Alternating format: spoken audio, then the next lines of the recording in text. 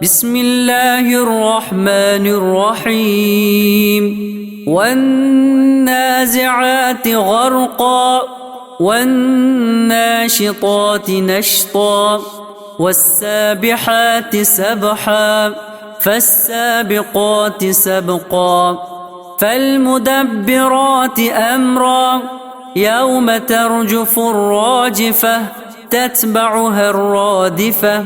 قلوب يومئذ واجفة أبصارها خاشعة يقولون أئنا لمردودون في الحافرة أئذا كنا عظاما نخرة قالوا تلك إذا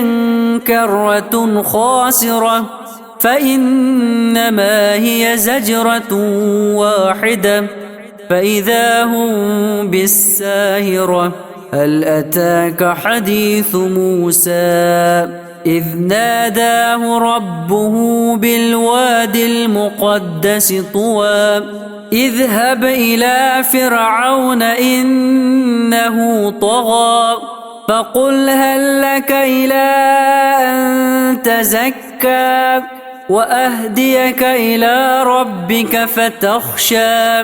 فأراه الآية الكبرى فكذب وعصى ثم أدبر يسعى فحشر فنادى فقال أنا ربكم الأعلى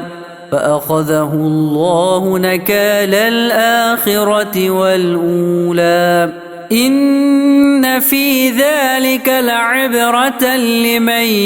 يخشى أأنتم أشد خلقا أم السماء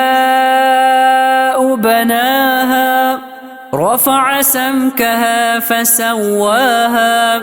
وأغطش ليلها وأخرج ضحاها والأرض بعد ذلك دحاها أخرج منها ماءها ومرعاها والجبال أرساها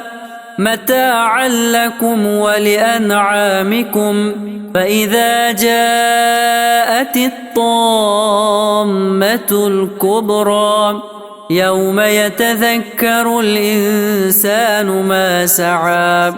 وبرزت الجحيم لمن يرى فأما من طغى وآثر الحياة الدنيا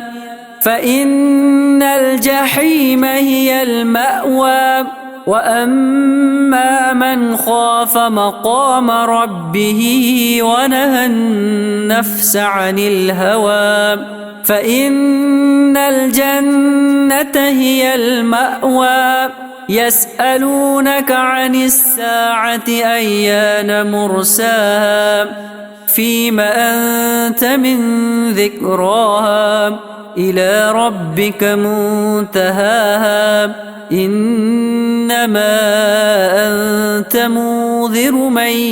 يخشاها كأنهم يوم يرونها لم يلبثوا إلا عشية أو ضحاها.